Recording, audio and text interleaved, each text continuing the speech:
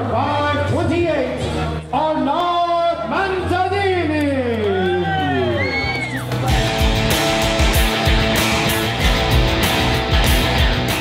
Ça paraît irréalisable à beaucoup de personnes. Mais pourtant, si vous mettez les points de préparation en perspective, je vous garantis que tout est possible. Alors osez. Quand tout va bien, on ne pense pas forcément à aller faire ce type d'épreuve. Il faut forcément qu'il y ait un déclencheur. Moi, ça a été un divorce assez compliqué et en 6 mois, plus rien, quoi. Plus rien tout seul.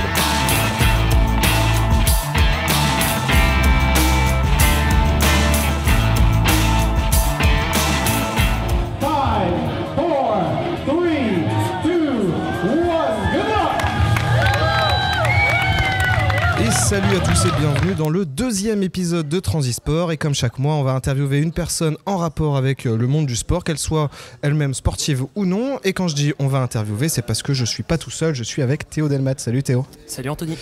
Et maintenant que les présentations entre nous deux sont faites, on va diriger nos yeux et vos oreilles vers celui qui est en face de nous, Arnaud Manzanini. Bonjour Arnaud, ça va ? Bonjour à tous, tout va très bien, merci. Et comme c'est toujours un peu difficile de présenter quelqu'un en étant sûr de dire tout ce qu'il faut, on va te laisser le soin de te présenter tout seul en quelques mots. Alors je suis Arnaud Manzanini, j'ai 46 ans et je suis le papa de 4 enfants. Je suis cycliste ultra-distance et également organisateur d'événements sportifs, notamment dans le cyclisme ultra. Voilà, j'ai participé, mais je pense qu'on va en parler, 2 reprises à la Race Across America, qui est la légende dans cette discipline, qui a été créée il y a plus de 40 ans. Et entre les 2 participations que j'ai faites, j'ai décidé d'importer le concept en France. Voilà, donc actuellement je suis et sur le vélo et organisateur, ce qui est un vrai challenge dans l'équilibre de la vie familiale, de la vie perso, de la vie professionnelle. Mais en tout cas, je kiffe ce que je fais. Voilà. Et pour ceux qui ne connaissent pas justement la Race Across America, rapidement le concept. Alors la Race Across America, le concept a été créé il y a maintenant 40 ans aux États-Unis, où la première année où ils l'ont créé, ils étaient 5 sur la ligne de départ. Et c'était de dire on va traverser le continent nord-américain en vélo, sans étape et en moins de 12 jours. Le temps n'a pas évolué depuis 40 ans, c'est toujours la barre des 12 jours qui est à... Enfin, il faut pas mettre plus longtemps que 12 jours. Donc ça représente à peu près 5000 km. Ce qui veut dire qu'il faut parcourir minimum 400 km par jour, avec assistance. C'est le règlement qui est comme ça. Donc il faut un minimum de 3 assistants pour suivre le coureur. Sachant que la moyenne, je pense, c'est au moins il faut être 6, parce que sinon ça devient dangereux pour le coureur, mais aussi pour l'équipe. Et puis, fin des années 90, ils ont introduit le fait de pouvoir le faire en équipe de 2, de 4 et de 8, ce qui a fait complètement exploser cette épreuve au niveau mondial, puisque chaque année, ça représente 2500 personnes qui sont sur l'épreuve, que ce soit les participants, mais aussi les équipes, puisque si vous prenez une moyenne pour un participant, une équipe de 10, bon, vous faites le calcul, il y a à peu près 2500 personnes qui tous les ans sont sur cette épreuve et il y a, je sais pas, peut-être 20-25 nationalités qui sont présentes tous les ans sur cette discipline. Donc une visibilité vraiment mondiale, même si ça reste une niche. Donc on passe par... le départ est en Californie. C'est à Oceanside, juste entre Los Angeles et San Diego. Et puis, vous partez, vous êtes très vite, très rapidement dans le désert. Au bout de quelques heures de vélo, vous êtes dans le désert. Et le désert, c'est 50 degrés. Voilà, donc sur un vélo, il faut savoir le gérer. Il faut savoir le gérer. Ensuite, c'est les Rocheuses. Je fais rapidement, on rentrera peut-être dans les détails, mais ensuite, c'est les Rocheuses qui t'amènent dans les plaines du Kansas, donc les plaines... du centre des États-Unis, et puis ensuite derrière tu vas sur des régions qui sont beaucoup plus civilisées, parce que toi sur le vélo tu sens tout de suite la différence avec le flux de la circulation, pour arriver entre Washington et Baltimore, un petit port de pêche qui s'appelle Annapolis. Ok, c'est marrant parce que ça a presque l'air facile la manière dont tu le présentes, mais en gros en distance c'est plus long que le Tour de France, sans étape. C'est comme, c'est comme faire le Tour de France en 5 jours. Voilà. Donc, comme ça on met pour positionner la difficulté. On met les choses au clair. Voilà. Attention, c'est pas la même intensité. Non, bien sûr, c'est pas la même vitesse, mais en termes de distance, c'est ça. Tu dis toi-même qu'il y a que les fous qui sont au départ. Et c'est un truc qui m'a fait pas sourire, mais presque, parce que toi t'étais quasiment en dépression quand tu t'es lancé dans ce projet. Est-ce que il faut être dans un état mental particulier pour se lancer, pour dire on va faire ça? Est-ce que c'est entre guillemets pas pour quelqu'un qui va bien, quoi? Alors, je pense qu'on a tous ce point commun, c'est que dans le dépassement de soi, les finishers, parce que c'est une catégorie très à part, les finishers de la Race Cross America en solo aujourd'hui, c'est à peine 300 personnes en 40 ans d'existence de l'épreuve. Donc c'est un vrai cercle où on a tous ce point commun, c'est qu'on a quelque chose en plus au niveau mental. Ça c'est clair, on est capable d'aller plus loin. Et pourquoi on va plus loin? Je pense, moi c'est mon avis, c'est que parce que dans la vie, on a eu un parcours de vie qui fait que on a des choses qui nous sont arrivées, qui nous... Quelque part, c'est pas qu'on n'a plus de limite, mais on va plus loin dans la souffrance parce qu'on a soit des choses à se prouver à soi, soit des choses à prouver aux autres. En tout cas, on a forcément eu des parcours de vie qui font qu'à un moment donné, on va au-delà de ce qui est raisonnable. Voilà. Et beaucoup, d'ailleurs, ce que j'appelle moi sortir du système, certains quittent leur job pour faire cette épreuve. Certains créent des business pour pouvoir avoir du temps pour faire cette épreuve. C'est quelque chose qui rend vraiment addict. Vraiment addict, mais quand je dis faut être fou, parce que c'est aujourd'hui, quand je te dis on va faire 5000 bornes en vélo, tout le monde a une réaction de dire, moi quand je fais des conférences en entreprise, la réaction des gens je la connais maintenant, c'est de dire voilà j'ai fait 5000 km en moins de 12 jours. Waouh! Tout de suite ça interpelle. Donc oui, c'est pas humain de faire 400 km par jour, tous les jours, pendant 12 jours. Même moi maintenant, je me réveille des matins, je me dis mais comment j'ai fait pour supporter ça? Donc après je pense que c'est des chemins de vie qui sont propres à chacun, mais qui fait qu'à un moment donné, si on est sur cette épreuve, je dis pas que tout va mal dans la vie, hein, mais on a quelque chose à prouver, ça c'est certain. À qui, à quoi, pour qui, pourquoi, c'est très personnel. Voilà, j'espère que j'ai répondu à ta question, mais c'est exactement ça. Quand tout va bien, on pense pas forcément aller faire ce type d'épreuve. Il faut forcément qu'il y ait un déclencheur. Voilà, qu'il y ait eu un déclencheur dans les années qui ont précédé qui font que tu es au départ. Moi, mon déclencheur, ça a été un divorce assez compliqué qui font que je suis reparti dans le dessous de zéro, moi, très clairement. J'avais un business qui marchait bien avec 2 agences immobilières dans Lyon et en 6 mois, plus rien, quoi. Plus rien tout seul. Voilà. Donc, moi, je me suis raccroché à mes rêves d'enfant, hein, qui étaient de faire du vélo sur les mythiques routes américaines, et puis le projet est parti comme ça, en fait. Voilà. C'est peut-être une question bête, mais tu dis qu'il y a des gens qui quittent leur boulot pour faire ça et il n'y a pas de récompense pécuniaire à la fin. Pas du tout. C'est la gloire, quoi. Ouais, bah, c'est même pas la gloire, parce que... Oui, c'est tellement C'est même pas la gloire, parce qu'aujourd'hui, moi, j'ai découvert cette épreuve par hasard, totalement par hasard sur Internet, alors que je cherchais un défi un peu qui me changeait de faire des courses tous les dimanches et de tourner autour du clocher, de se courir après des mecs qu'on voyait toute la saison, donc on se connaissait. Ouais. Enfin, tu vois, c'était pas du tout épanouissant ni enrichissant. Et je suis tombé sur cette épreuve totalement par hasard, et je me suis dit, wow, mais il y a des Français qui ont fini cette épreuve, mais comment c'est possible? Et comment c'est possible surtout qu'on ne les connaisse pas? Tu vois, donc la gloire, aux États-Unis, ça a été très médiatisé, puisqu'il y a quelques années, la Fox diffusait le départ en direct. Donc c'est très médiatisé, très connu. Les entreprises là-bas, tous les ans, certaines créent des équipes pour représenter les valeurs de l'entreprise au départ de la course. Et le fait de gagner cette épreuve en équipe, au niveau du marketing, ils rebondissent dessus pendant toute une année sur leur business, quoi. Voilà. Après, en France, très peu médiatisé. Je pense avoir apporté un petit peu ma pierre à l'édifice dans le fait de faire connaître cette épreuve, parce que moi j'ai fait ma première participation en 2013 et je ne cesse d'en parler depuis, jusqu'au point de l'importer et de travailler avec les Américains sur le développement de l'ultracyclisme dans le monde. Donc après, la gloire, c'est surtout, je pense, un épanouissement personnel, parce que quand tu termines cette épreuve, tu sais vraiment qui t'es, en fait. Là, même si tu as triché pendant 35 ans avant, tu fais cette épreuve, tu es face à toi-même et tu sais qui t'es. Bah, tu disais justement dans une interview que une des idées pour te maintenir concentré, c'était que régulièrement ton équipe te lisait une liste avec ce qui te motivait à faire cette course. Oui. Et l'une des choses, c'était que tu savais que cette course allait avoir un impact positif sur ta vie future. Est-ce qu'aujourd'hui, tu penses qu'effectivement ça a eu un impact positif? En fait, tu le ressens surtout. Oui, bah, c'est évident. Alors, en fait, je vais répondre en temps. C'est que la première chose, c'est qu'effectivement, j'avais fait une liste des pourquoi il était important de terminer cette épreuve pour moi. Parce que quand tu fais quelque chose et que tu n'as plus la réponse à mais pourquoi je fais ça, c'est fini. C'est tellement difficile, t'as tellement mal partout que t'arrêtes. Voilà. Donc j'avais établi cette liste. Et ça, c'est aussi de mon expérience. Suite à ce changement de vie en 2010, j'ai passé une certification de coach professionnel parce que c'est toujours le partage, l'accompagnement m'a toujours intéressé. Et donc, j'ai passé une certification de coach professionnel à Genève. Et donc, j'ai utilisé les outils que moi, je dispense avec les personnes avec qui je travaille sur ces techniques-là. Voilà. Donc, j'avais noté toute une liste de pourquoi il est important pour moi de terminer cette épreuve.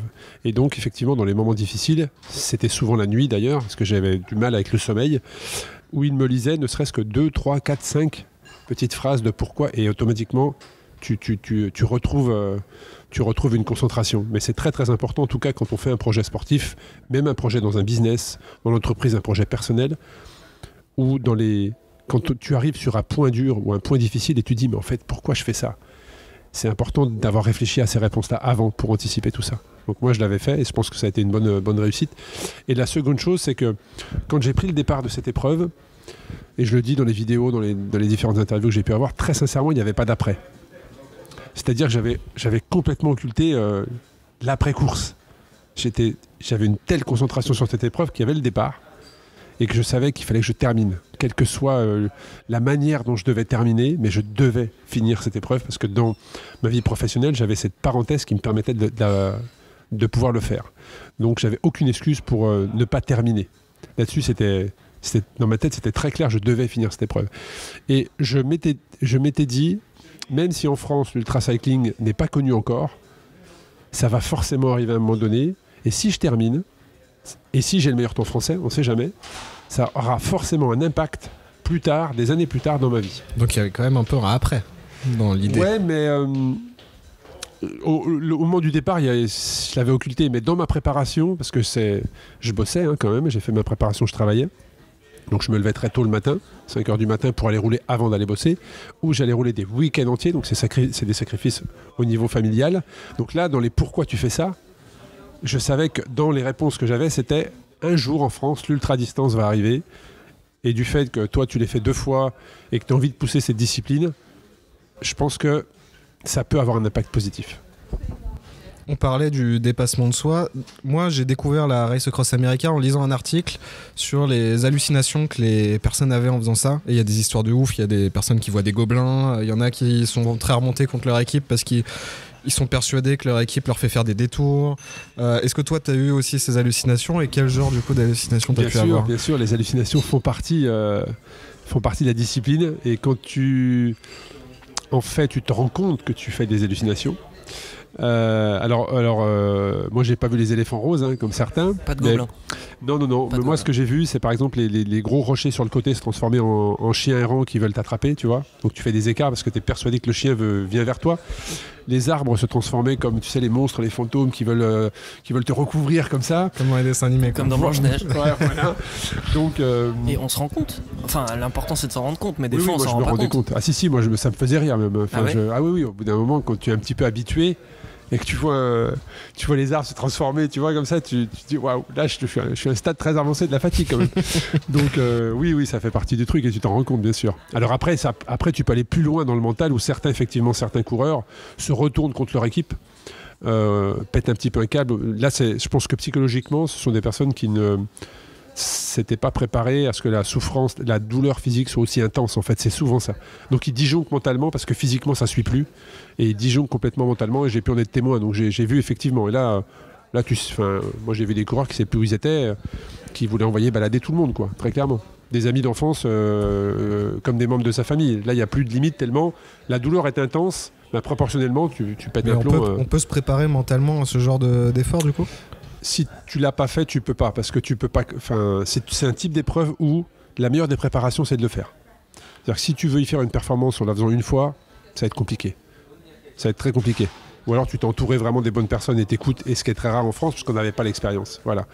Mais quand tu l'as déjà fait une fois, et moi ça a été mon cas en 2015, j'avais fait en 2013, ma préparation 2015 a été totalement différente parce que je savais dans quelle douleur j'allais m'embarquer.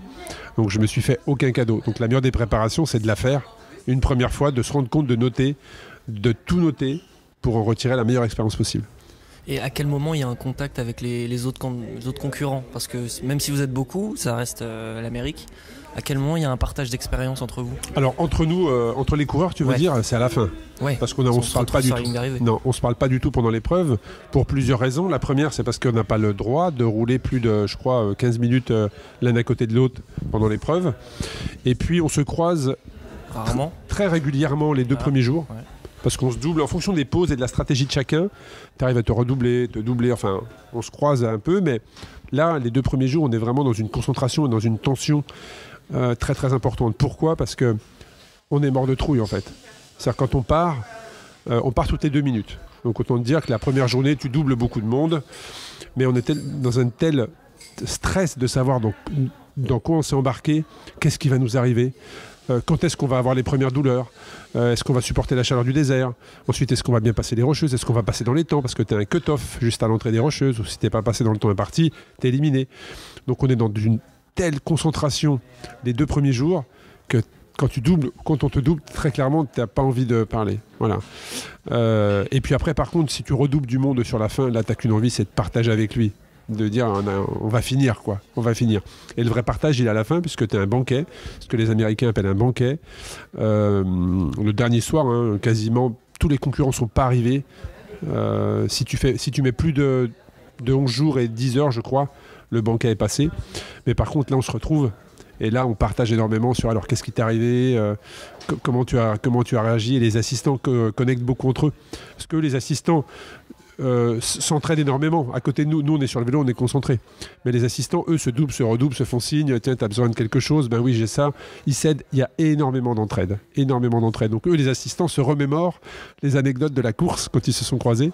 Et nous, on est plus dans qu'est-ce qui t'est arrivé, comment tu l'as surmonté, ce genre de choses. Ou alors, malheureusement, certains ont abandonné et viennent au banquet pour partager. Et là, voilà. Mais il y a encore du plaisir quand même sur la selle parce qu'entre la concentration, la souffrance, tout ça... Après, c'est comme toute compétition. Le plaisir, il vient souvent une fois que la ligne d'arrivée est franchie et que la concentration retombe et que tu te rends compte de ce que tu as fait, même si moi, je ne me suis pas rendu compte réellement de cet exploit-là tout de suite. J'ai mis des mois à vraiment comprendre ce que j'avais fait. Pour moi, c'était quelque chose au départ de naturel, puisque je l'avais préparé pendant des mois. C'était logique que je le termine. Mais c'est après que tu te rends compte, avec le regard des autres sur toi, que waouh, même là, ça va faire 4 ans cette année. On en parle toujours. Et j'ai pas fait, mon temps peut être amélioré de manière considérable. Tu vois, j'ai pas fait non plus un exploit extraordinaire. Mais j'ai juste fini un truc qui pour beaucoup paraît incroyable. Et on m'en parle quand même encore régulièrement, si ce n'est toutes les semaines, 4 ans après.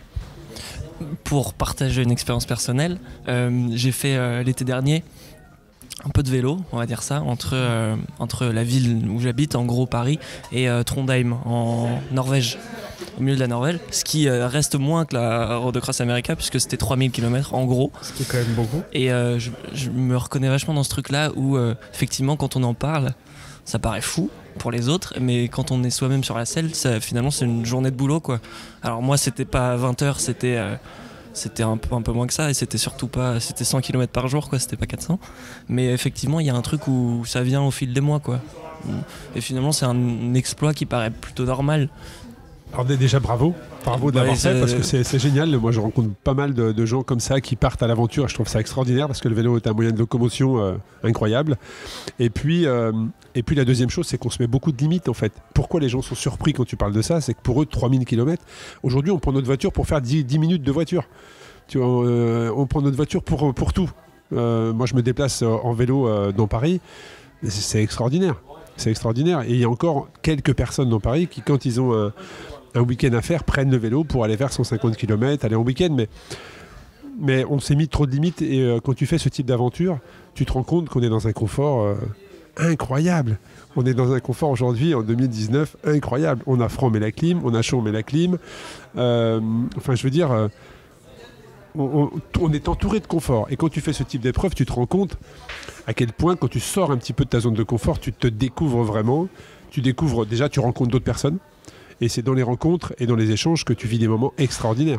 Donc moi, je pousse à un maximum de personnes à faire ce que tu as fait, prendre ton vélo et partir en Norvège. Moi, je trouve ça extra.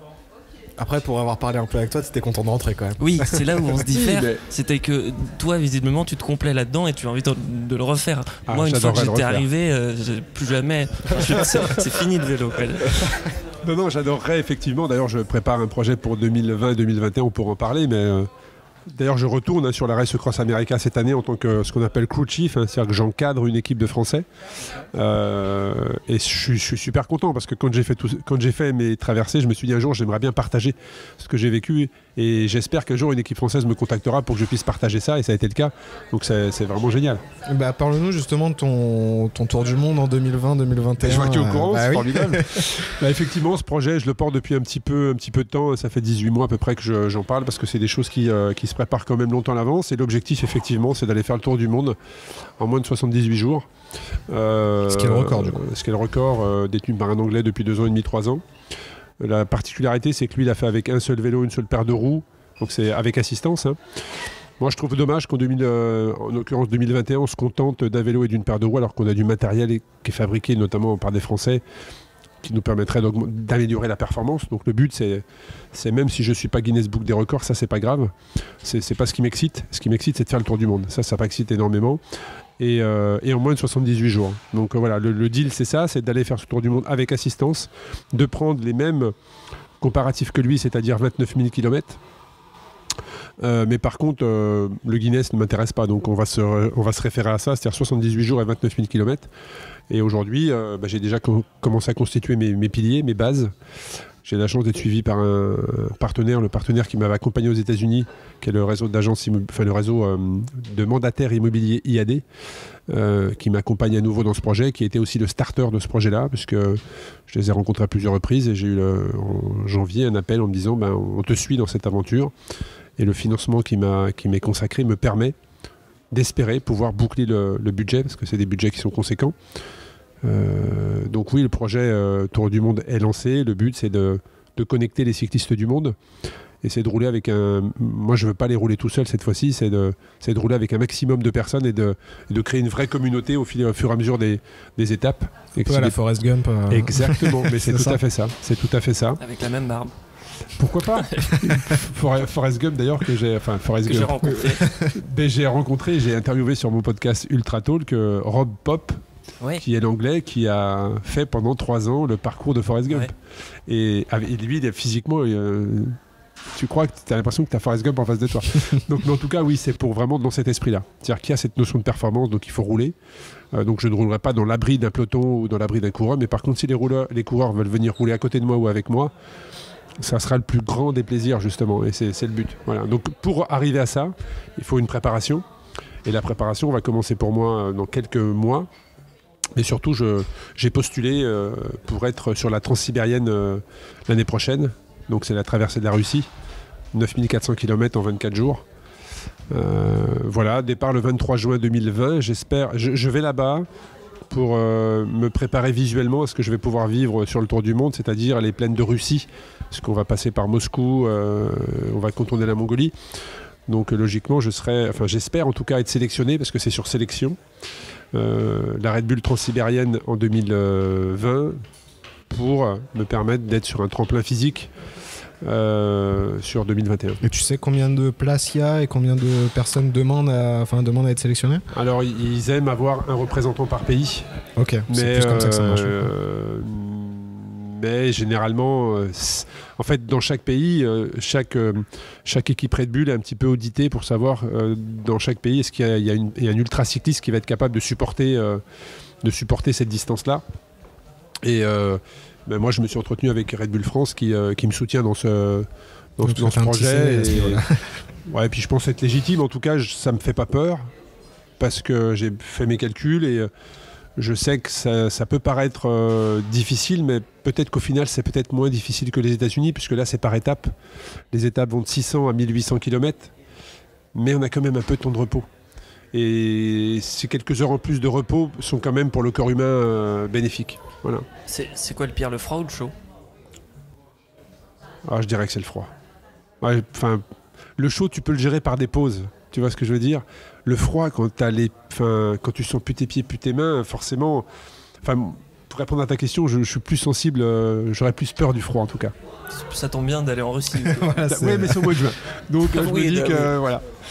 Mais en même temps, sur 10 000 km, on va connaître tous les climats possibles. Entre la Race Across America, le Tour du Monde, la Transsibérienne, c'est quand même beaucoup de compétitions, de records, etc. Est-ce que ça t'intéresse, ça t'intéresserait de faire ce genre de performance s'il n'y avait pas de compétition? Genre tu t'organises tout seul dans ton coin et tu dis aujourd'hui je vais traverser, dans un an je vais traverser l'Australie et entre guillemets il n'y a pas d'organisation, il n'y a pas de télé, pas de médiatisation, pas de record parce que ça n'a jamais été fait. Ça t'intéresserait de la même manière ou moins du coup? C'est des choses, je pense, qui... Après, je dirais que pour le moment, non, parce que si c'est pas de la compétition, j'aurais l'impression que c'est pas une perte de temps, mais il faudrait que je le partage. C'est-à-dire que je me verrais pas partir tout seul, comme ça. Si je le fais, aller traverser l'Australie en vélo, les États-Unis, le Canada, c'est magnifique, mais je me verrais pas le faire seul. C'est-à-dire que ça, c'est vraiment des moments pour moi de partage. Donc là, oui, partir en famille, partir avec un ami... une association, je sais pas, une organisation, n'importe, mais ça pour moi c'est plus des aventures que tu vis à plusieurs, ce type de projet-là. Seul, je préfère avoir une assistance avec moi et aller essayer d'optimiser quelque chose. Voilà. Parce que tu parles d'effort en solitaire et ton effort est solitaire, mais tu n'es jamais seul en fait. L'effort est solitaire, mais c'est une aventure humaine avant tout. C'est-à-dire que sans ton équipe, et moi c'est ce qui m'intéresse, c'est que je ne suis pas du tout, pour le moment, hein, peut-être que ça évoluera, je ne sais pas comment je raisonnerai dans 2 ans avec ce que je vais vivre dans les mois à venir, mais ce genre, la TCR par exemple, la Transcontinental Race qui traverse l'Europe seule sur son vélo, sans assistance, ne m'attire pas. La Transamerica, c'est la même chose que ce que j'ai fait, mais sans assistance, ne m'intéresse pas. Donc moi ce qui m'intéresse, c'est l'optimisation de la performance. T'es seul sur ton vélo, mais par contre sans équipe, t'es plus rien en fait. T'es plus rien. Et c'est pour ça que ce sport, tu rencontreras aucun, ce que j'appelle moi un cador dans la discipline, quelqu'un qui se prend pour quelqu'un d'autre. On est tous très humbles parce qu'on sait que on n'est rien et que ça peut vite, très très vite basculer. Donc on se prend pas trop la tête vis-à-vis de ça. Mais je suis pas du tout attiré pour le moment par ces épreuves sans assistance parce que j'ai envie de partager. Pendant ce que je fais ces traversées, j'ai envie de partager et de communiquer avec d'autres. Est-ce que tu as préféré ta première Road Across America où tu étais avec quelqu'un d'autre, un autre cycliste, ou ta deuxième où tu étais tout seul mais avec une assistance? Sans hésitation ma deuxième. Sans hésitation ma deuxième. Pourquoi? Parce que la première, on a vraiment découvert ce qu'était l'ultra-distance. Je suis devenu cycliste ultra-distance à la fin. Hein. Au début, on était des bons coursiers. Et au bout de 2 jours, on pleurait sur nos vélos tellement c'était difficile. Mais vraiment, j'ai vraiment énormément pleuré sur mon vélo tellement c'était difficile. Et puis la personne qui était avec moi, elle a disjoncté complètement mentalement, physiquement, parce que c'était... parce qu'on allait très très vite. Au bout de 2 jours, on était en tête, mais on a terminé dernier en fait. Mais complètement, parce qu'on n'a pas compris notre corps n'a pas compris ce qui nous arrivait. Donc on a fini comme on a pu dans des conditions terribles. Et par contre, la deuxième fois... non seulement je maîtrisais mon allure, mais j'étais bien plus prêt physiquement et surtout mentalement aussi, mais surtout au niveau de l'alimentation. J'avais un vrai plan d'alimentation parce que je m'étais rendu compte que l'alimentation, c'est le carburant. Et notre corps humain dans ce type de discipline, c'est ton moteur. Donc tout dépend en fonction de comment tu vas l'alimenter, il va réagir en fonction de ça. Donc j'avais complètement revu mon alimentation, complètement revu mon hydratation, j'avais un plan très très précis, heure par heure. Et donc, je me souviens notamment des sensations que j'ai eues dans les Appalaches, la chaîne des Appalaches, qui est, je dirais, dans la dernière journée de l'épreuve, où sur la même portion, comparativement en 2013 en 2015, je l'ai fait, mais beaucoup plus facilement, alors que je venais de me faire 4500 bornes. Je montais il y a une étape notamment, hein, dans une time station, il y a 5 gros cols. Il y a 5 vraiment gros cols, et on sent d'ailleurs au départ de cette time station la tension dans les équipes, parce qu'on sait qu'on va sur un gros morceau. Et ben, je l'ai passé beaucoup plus facilement que quand j'étais à 2. Et là, je me revois encore, j'ai encore le sentiment d'y être et de me dire, ah bah, finalement, t'es bien mieux qu'il y a 2 ans, quoi. Donc j'ai préféré 2015, et puis après, c'est pas le même aboutissement. La 2015, on a réussi un truc seul, quoi. Enfin, c'est 5000 bornes, traverser les États-Unis tout seul, c'est dans une vie, ça vous marque. Moi, je pensais que cette épreuve allait être la fin de quelque chose dans ma vie.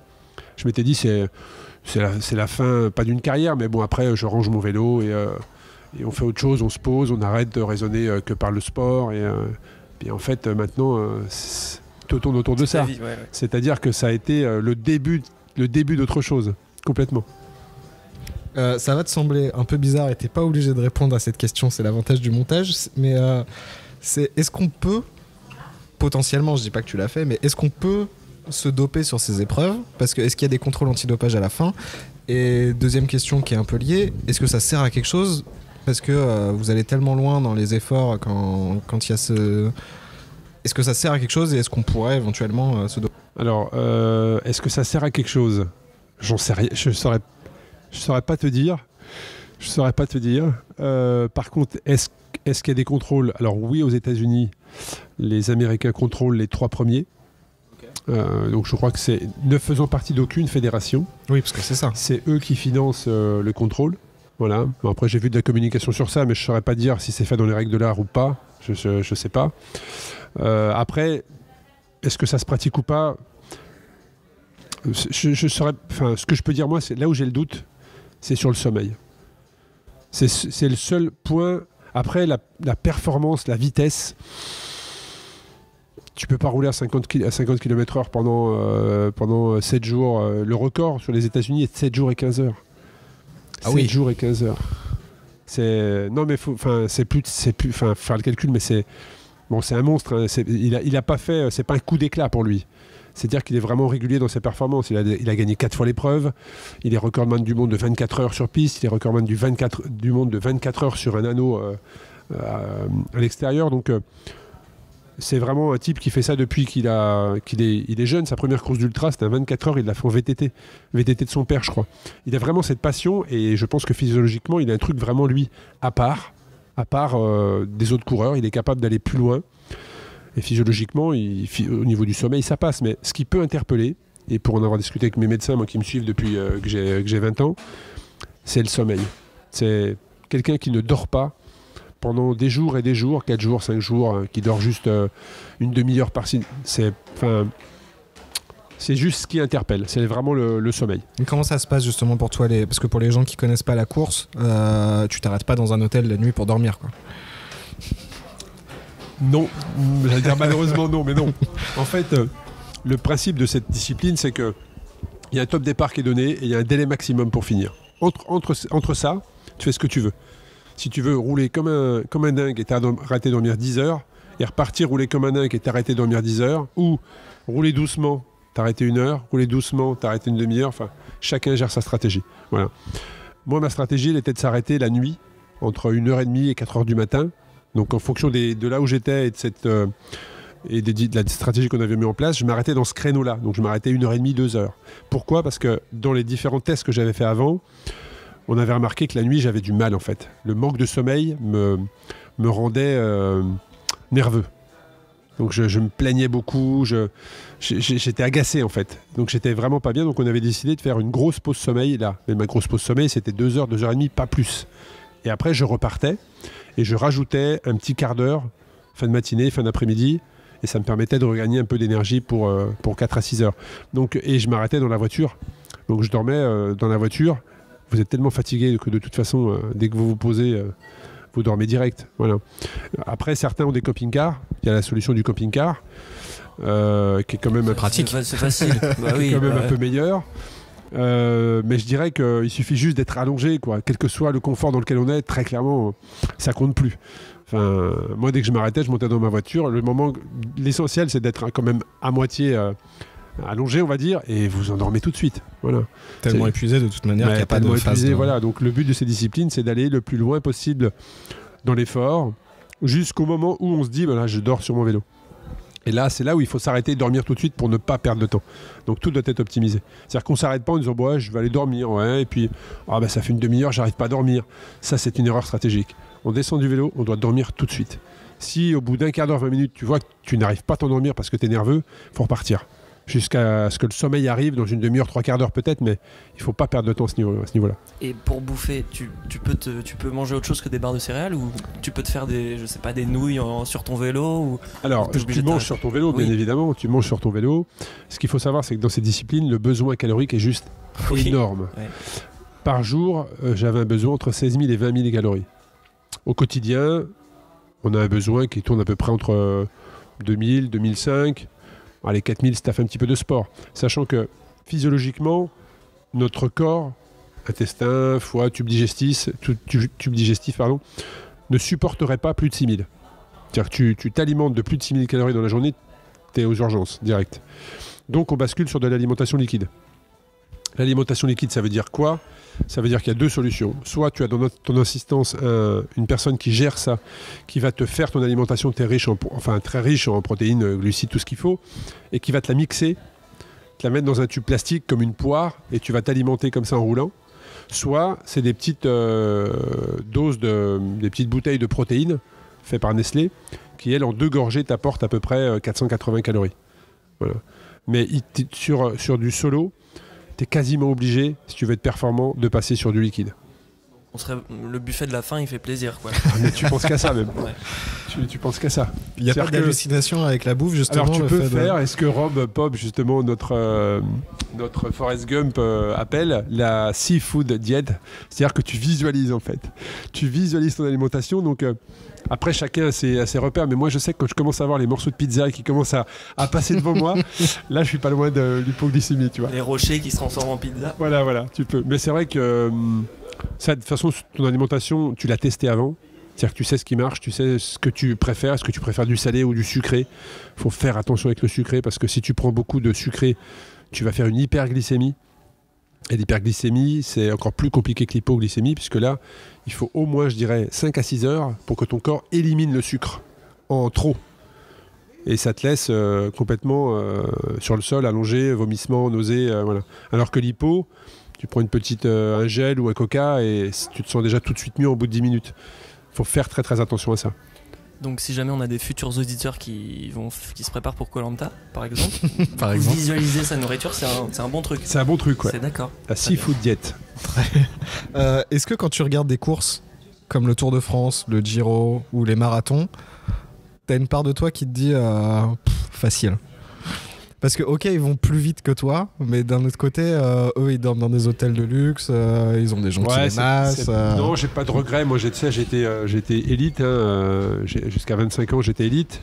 J'aurais aimé passer professionnel comme tout cycliste, mais je me suis vite rendu compte que j'avais pas à cet âge-là. Parce qu'après, on n'est pas tous matures, que ce soit mentalement, physiquement, au même moment.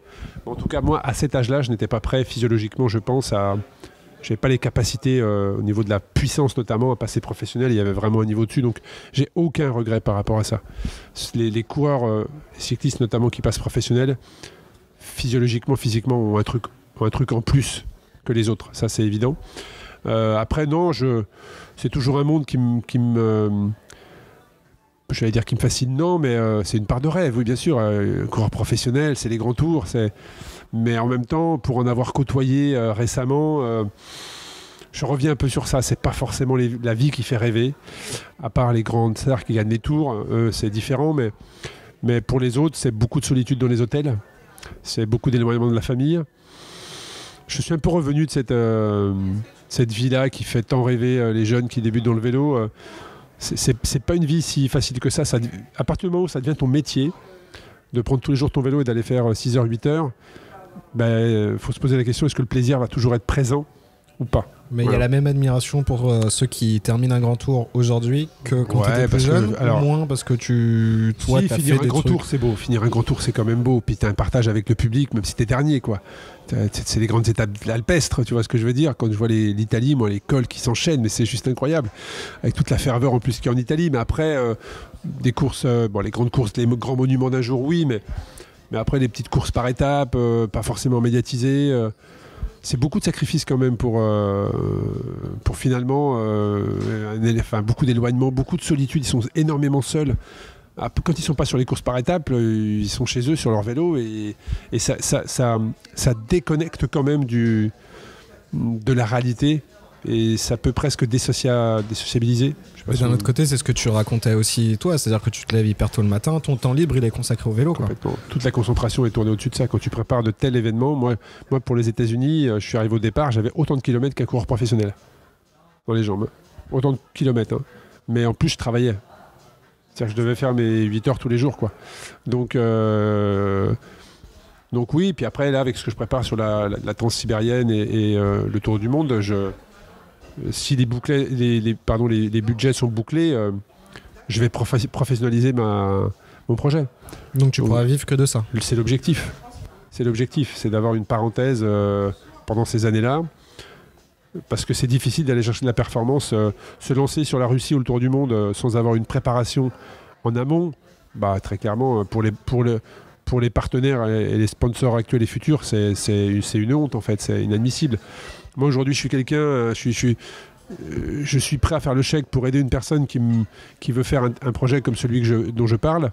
Si le gars me garantit pas qu'il va mettre tout en œuvre pour réussir, mais qu'il hésite, mais qu'il va continuer à bosser en préparant, donc il ne pourra pas trop rouler, bah non, je ne fais pas le chèque en fait. Je veux quand même la garantie que la personne s'engage pleinement, ce que je ferai.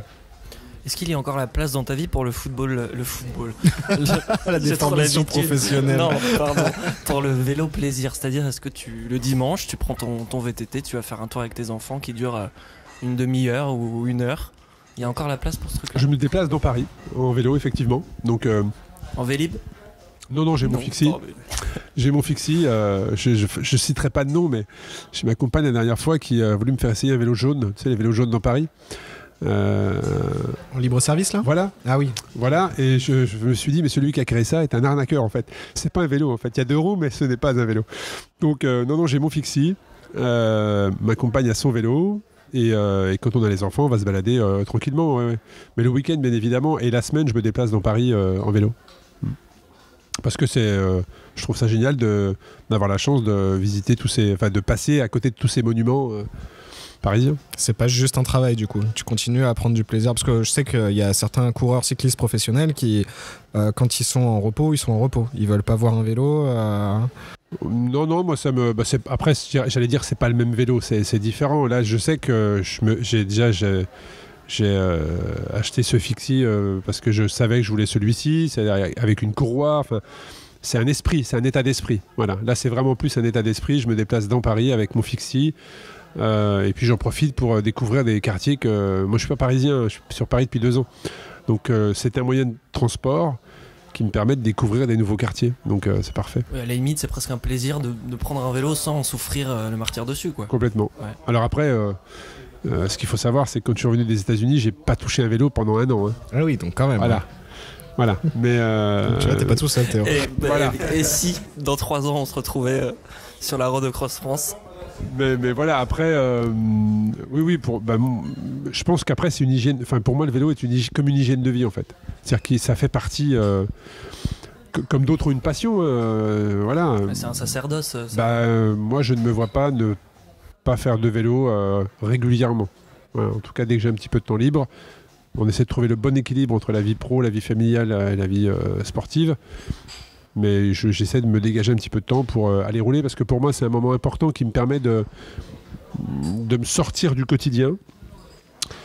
Et c'est surtout un moment qui me permet d'avoir de la réflexion. Tous les projets que j'ai lancés et ceux qui peuvent éventuellement venir plus tard, je les ai pendant ne serait-ce que 2 heures. C'est pas forcément faire 8 heures de vélo. C'est ne serait-ce qu'1 heure et demie, 2 heures. Au bout de 20 minutes, de toute façon, le cerveau, il commence à se déconnecter. Et puis là, tu commences à réfléchir sur ce que tu as fait cette semaine, ou tu essaies de résoudre des problèmes des fois que tu as eu. Voilà. Et puis, tu peux avoir des petites idées. Tu vas dire, si je faisais ça, si je faisais ci, ça peut être pas mal. Et très souvent, je m'arrête pour prendre des notes, parce que sinon, tu oublies. Hein. J'arrive et je me dis, mais j'avais une super idée et tu l'as plus. Donc, je m'arrête maintenant systématiquement dès que je pense avoir une idée ou je veux mettre quelque chose en place, ou je m'arrête, je note et je repars.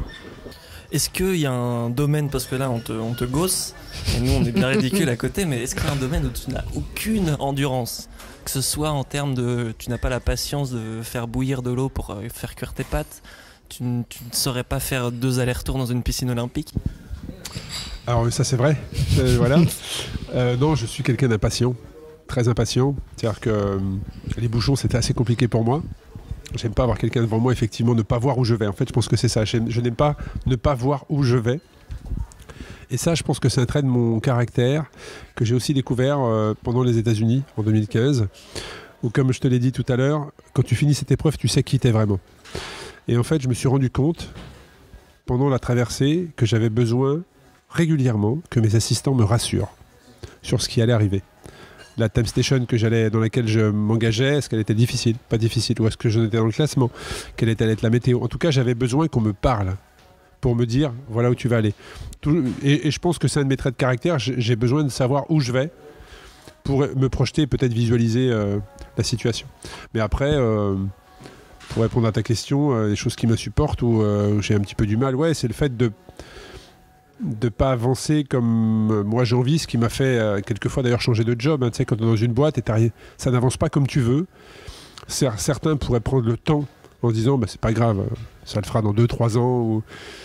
Moi j'ai déjà changé de job parce que je n'avais pas l'impact que moi j'aurais souhaité dans ce job-là en fait. Voilà. Est-ce que tu as une dernière question avant qu'on passe au questionnaire? J'aimerais évoquer juste un dernier truc qui m'amuse un peu, c'est que tu es assez ami avec François Gabard. Alors assez ami, non, c'est-à-dire qu'on est en contact, effectivement. On est en contact avec François parce qu'il y a beaucoup de similitudes. Voilà, j'imagine, c'est ça, sauf que lui, pour le coup, l'effort est solitaire et lui, il est seul sur son bateau. Alors, il est seul, mais il y a quand même une grosse équipe de routeurs à distance. Il est toujours en communication avec son équipe. Hein. Il n'y a pas de présence physique. Il n'y a pas de présence physique, mais il y a une vraie présence. Ils sont en communication très régulièrement. François, je l'ai rencontré. À ma grande surprise, en fait, j'ai acheté son livre, j'ai lu son bouquin et je lui ai envoyé un petit message sur Twitter en disant j'ai lu ton livre, merci pour l'inspiration. Et 20 minutes après, il me répondait. Et là, j'ai repris mon téléphone, j'ai regardé à 2 reprises en disant j'ai un message de François Gabard, parce que j'admire ce type. Enfin, traverser les océans comme il le fait, seul sur un bateau qui vole maintenant, c'est juste incroyable. Et il me répond en me disant mais merci, mais je sais qui t'es, je te suis, bravo pour la Race Cross France de l'avoir amené en France. Et donc on commence à échanger et il me dit il y a le salon Nautica qui est au mois d'octobre je crois à Paris. Si j'arrive à me dégager un petit peu de temps avec mes partenaires, on se rencontre. Alors moi, rencontrer François Gabard, c'est juste inaccessible. Et il a tenu parole. Il m'a envoyé un petit message et on s'est vu pendant 1h30, on a discuté et on a beaucoup de points communs sur nos 2 disciplines, notamment sur la gestion du sommeil ou sur des efforts, on va dire, dans le vélo qui vont faire un week-end. Alors ceux qui font de l'ultra-distance, ça va leur parler, mais des efforts de 5 à 700 km. Et bien effectivement, là, lui, il est capable, comme beaucoup de cyclistes, de ne pas dormir ou de dormir sur des toutes petites micro-siestes. Et dès qu'on va sur du long, donc du 10 jours, 11 jours et plus pour lui, il aura dans sa journée des périodes de sommeil plus importantes. Donc il y a une vraie similitude de la préparation mentale et du sommeil, que ce soit dans la voile pour les navigateurs et dans l'ultra-distance. Il y a d'autres sports comme ça qui ont autant de similitudes? Peut-être. Après, moi c'est vrai que je suis quand même axé plus sur le vélo et en tout cas oui, il y a beaucoup de similitudes entre nos 2 disciplines. François d'ailleurs qui devait être le parrain du Tour du Monde en 2021. Très bien. Eh bien, on va terminer cette partie du podcast et partir sur la dernière partie qui est un petit questionnaire. On pose les mêmes questions à tous les invités, ce qui nous permet de faire un petit sondage. Peut-être qu'à la fin, on aura quelque chose de quasi scientifique, on pourra faire une publication scientifique, je ne sais pas. Première question, s'il y a un sportif francophone que tu aurais envie de rencontrer pour lui poser une question, ça serait qui et quoi? Alors, je pense que c'est une personne qu'on m'a souvent citée également dans le podcast Ultra Talk, parce que je pose quasiment la même question, mais il ressort souvent, et c'est vrai que quand tu penses à quelqu'un qui peut inspirer, c'est Mike Horn, forcément. C'est sûr, j'étais sûr. Mais forcément, parce que ce type est capable. En fait, je pense que quand tu es sportif et que tu as envie de mener des projets, on a une vraie problématique en France, c'est de monter des budgets. C'est-à-dire que, et on en est convaincu, on en discute beaucoup avec les personnes que j'interviewe et les sportifs en disant est-ce qu'on est vraiment en France un pays sportif ou pas. Et quand tu vas à l'étranger, que tu vois comment sont organisées les autres équipes, les autres sportifs, tu te dis qu'en France, je dis pas qu'on n'est pas un pays sportif, mais on est peut-être un peu moins que les autres. En tout cas, qu'est-ce qui nous fait dire ça? C'est que les entreprises aujourd'hui, pour aider un sportif à réaliser un truc de dingue, eh bien en France, elles ne vont pas à se dire moi, ok, je vais l'aider, puis derrière, je vais le marketer. Non, elles ne voient que la dépense. C'est-à-dire, voilà combien ça va me coûter. Et généralement, c'est pas des montants non plus oufissimes. Hein. Mais c'est difficile de monter en France des projets sportifs. Et quand tu vois un mec comme Mike Horn qui, lui, a réussi à monter tous ces projets-là et à en vivre aujourd'hui pour les aventuriers français, et j'en connais, les sportifs comme moi qui ont plein d'autres idées d'aller monter des projets, il y en a d'autres. Ce qui les freine, ce qui les empêche de le faire, c'est le montage et l'indépendance financière que tu peux avoir autour de ça. Et donc des types comme lui, mais c'est juste incroyable, parce que ces bouquins, ils cartonnent maintenant, mais ces aventures, il les a fait il y a 15 ans. Et c'est-à-dire qu'il s'accroche à ses rêves, vraiment, à ses idées, et je trouve ça extraordinaire. Il y a ce qu'il a fait en tant que sportif et les exploits physiques, mais moi, Arnaud Manzanini, ce qui m'épate le plus, c'est tout ce qu'il a construit autour de ses projets. Donc la question, ça serait de savoir comment il a réussi à créer à ce point-là autour. Exactement, parce que de faire des émissions sur je me retrouve sans eau, je dois boire mon urine, voilà, c'est très inspirant, mais moi aujourd'hui, si j'aurais un échange avec lui, c'est quel a été le déclencheur, qui l'a inspiré, quel est le conseil qui a fait que ça a été le déclic. Et c'est tout ce côté inspirationnel, plus que le côté sportif. Quel est l'événement sportif que tu aimerais revivre ? La Coupe du Monde 82. 82, d'accord. Ouais, je suis très précis parce que la demi-finale contre l'Allemagne, c'était toute une ambiance. C'était en Espagne, je sais pas, je devais avoir j'avais 9 ans. Et je me souviens de cette Coupe du Monde. Il y avait une odeur, je sais pas, il y avait une odeur particulière avec ce logo, avec ces 2 petites mandarines. Si t'étais là-bas en plus ? J'étais pas là-bas, non, j'étais derrière mon écran, mais j'ai adoré cette Coupe du Monde, j'ai adoré suivre cette Coupe du Monde. Donc tu vois, là, j'ai aucune hésitation comparativement à la question précédente, ou si j'avais un moment sportif à revivre, ça serait la Coupe du Monde 82. La saveur de la première, en général, ça reste. Ouais, puis c'était les années 80, il y avait une autre ambiance que maintenant, enfin voilà, j'ai trouvé que cette Coupe du Monde 82, c'était un bon moment. Okay. Et le match contre l'Allemagne reste un traumatisme ou finalement Ouais, ça reste un traumatisme. Ouais. Tu te souviens des noms comme Rummenigge, Schumacher. Ouais, après, bon, là-dessus, c'est l'histoire ça fait partie de l'histoire de l'équipe de France maintenant. Et quand on l'a vécu à ce moment-là, on n'avait pas conscience que des années après, on allait en reparler. Mais en tout cas, c'était une énorme déception parce qu'on est tous champions du monde, bien évidemment. Si le cyclisme n'existait pas, tu ferais quel sport ? Ça, c'est une sacrée question. Parce que j'avais dit, s'il n'y avait pas l'ultra-distance, tu m'aurais dit que tu aurais fait cyclisme professionnel. Je vais te répondre un truc, c'est que quand j'ai fait la Race Cross américain en 2013 pour la première fois, donc, j'ai eu énormément de vent. Mais beaucoup de vent. Et quand tu es cycliste et que tu fais plus d'un 90 comme moi, la prise au vent, tu l'as. Et c'est usant, fatigant toute une journée. Et je me suis dit, si je fais un autre sport, ça va être... je sais pas si c'est un sport d'ailleurs, mais tu sais, c'est les cerfs-volants pour apprendre à maîtriser le vent, tu vois. Je me suis dit, ce vent me casse les pieds depuis 2 jours, j'en peux plus. Donc là, je reste poli, parce que en live, j'insultais le vent, tu vois. Et ben, je vais faire un sport où je maîtrise le vent. Donc ça aurait pu être la voile, tu vois, le kitesurf, ce genre de choses. Ouais. Le vent qui est la seule bonne chose, qu'il est bon de se mettre à dos. Exactement. Voilà. Tout à fait. Merci pour cette ça, c'est pour l'instant France Culture. Quelle est ta plus grande inspiration ? Moi, je lis beaucoup, en fait. 95% des bouquins que j'achète, ce sont des gens qui racontent leur histoire. Ma plus grande inspiration, et c'est un bouquin que j'offre souvent quand j'ai un cadeau à faire, et un livre en l'occurrence, j'achète ce livre et j'offre ce livre parce que je trouve que l'histoire est belle. C'est le livre qui s'appelle Wild. Et en fait qui explique que tu connais, ouais. Qui a donné un film. Ouais, c'est ça. Qui a donné un film, et c'est l'histoire d'une nana qui était complètement perdue dans la vie, vraiment complètement perdue dans la vie, et qui s'est dit je vais vendre tout ce que j'ai et je vais partir faire alors comment ça s'appelle, le Pacific Crest, le Trail Pacific Trail Coast ou quelque chose. Ouais, c'est ça, quelque chose comme ça, ou Trail Pacific Crest, ou voilà, et qui est partie avec tous ses sacs à dos, et en fait plus elle avançait, plus elle se rend compte qu'il y avait des choses qui étaient complètement inutiles dans sa vie, qu'elle pouvait s'en sortir sans, et en tout cas plus elle a avancé dans son chemin, plus elle a su qui elle était vraiment. Elle a fini ce parcours-là, et ce qui a été changement complet dans sa vie derrière. Aujourd'hui, c'est quelqu'un de très connu aux États-Unis. Et quand je suis passé à 2 reprises sur la Race Across America, on coupe le parcours dès la première Time Station. C'est-à-dire qu'on arrive sur le plateau juste avant de descendre sur Borrego Spring sur la Race Across America. On coupe ce trail très connu aux États-Unis.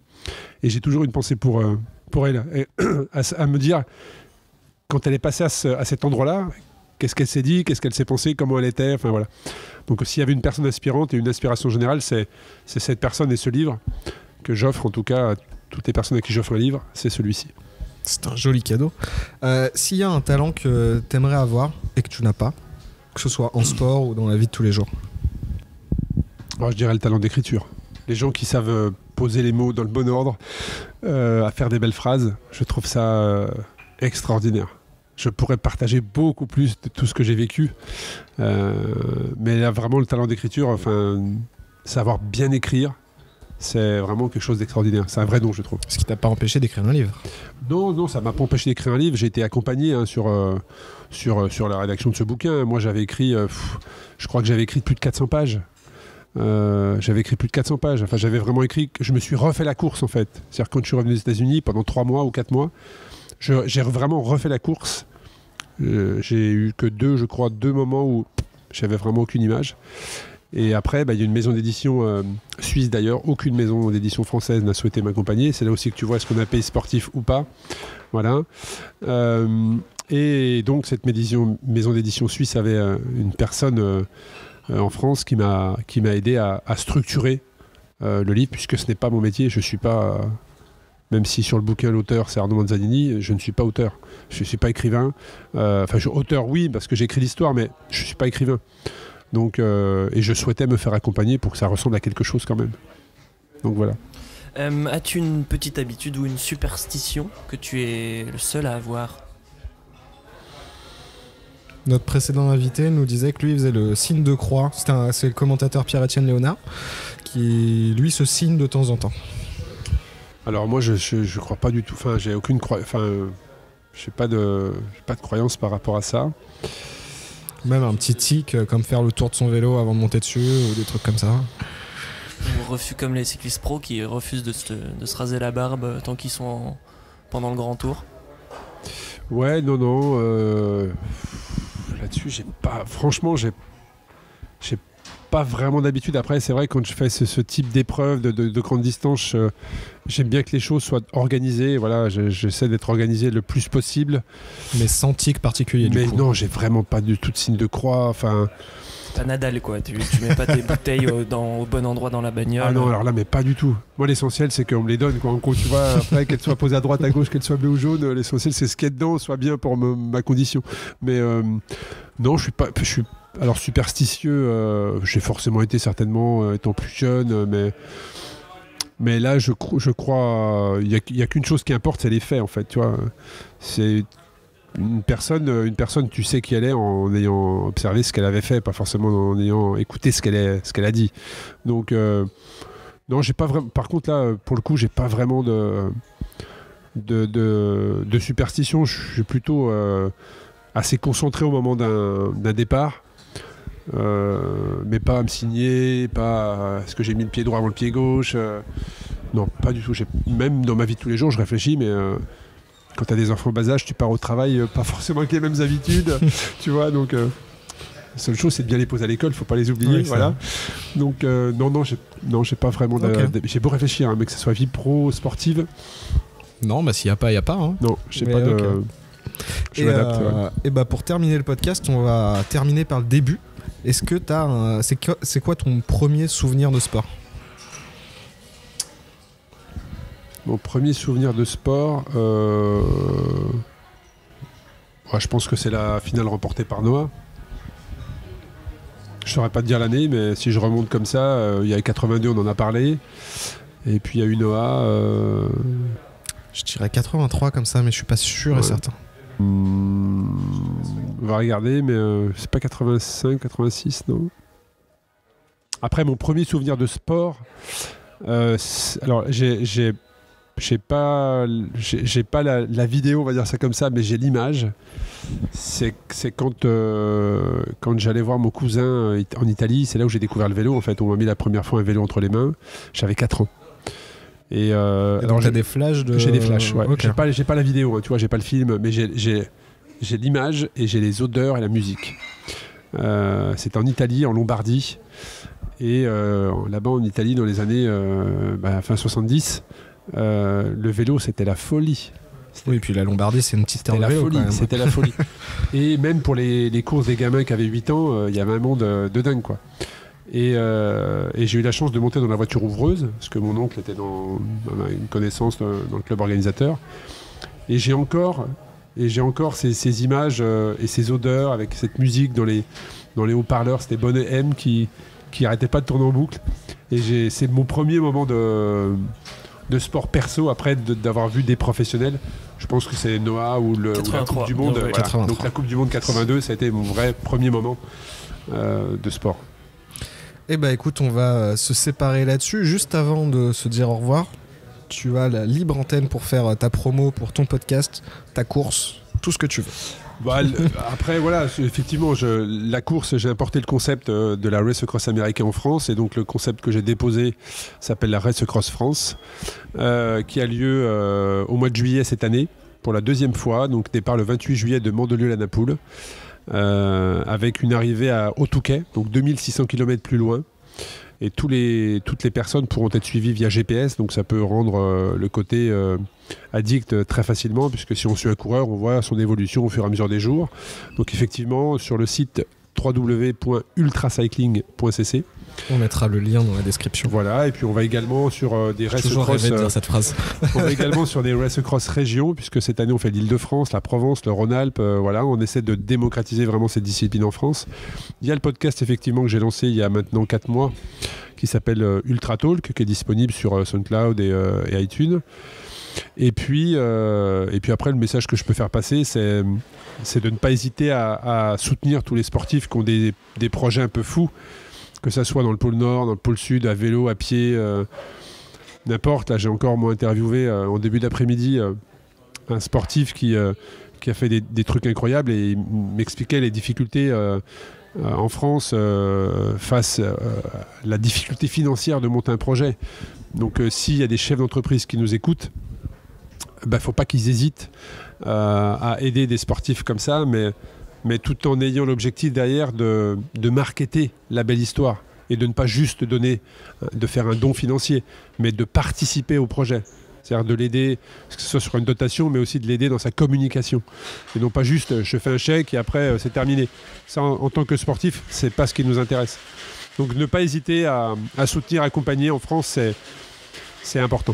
Écoute, merci beaucoup Arnaud Manzanini d'avoir accepté l'invitation. J'espère que tu as apprécié le moment. Merci à ceux qui sont restés jusqu'au bout de ce 2e Transisport. N'hésitez pas à le partager si ça vous a plu. Merci à Théo d'Enmat d'être venu pour l'enregistrement. Et pour terminer, n'hésitez pas à vous abonner sur Apple Podcasts, SoundCloud ou quelle que soit l'application que vous utilisez, et à nous suivre sur Twitter, Facebook et Instagram. Et je vous souhaite la bonne soirée. Salut à tous.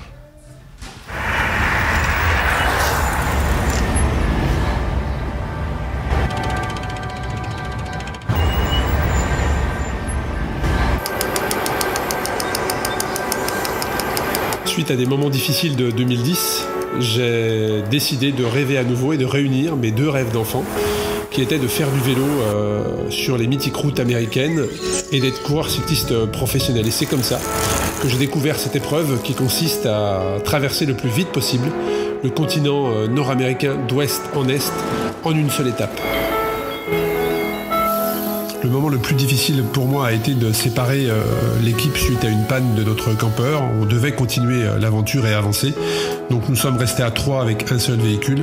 Et les 3/4 de l'équipe sont restés à l'arrière. Et mentalement, c'était difficile pour moi de ne pas être avec mon équipe, ce qui prouve bien que cette discipline, cette pratique est avant tout une aventure humaine et non pas juste un cycliste qui fait du vélo. Des belles rencontres, des belles histoires sur cette aventure américaine, j'en ai énormément. C'est ce qui m'a poussé à la faire partager à d'autres cyclistes qui peut-être ne connaissent pas ce milieu-là.